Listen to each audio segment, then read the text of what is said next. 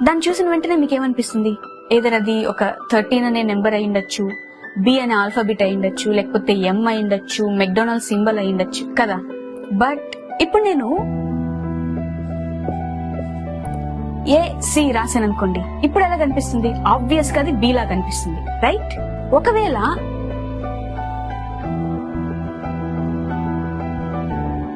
ఇప్పుడు ఎలా కనిపిస్తుంది?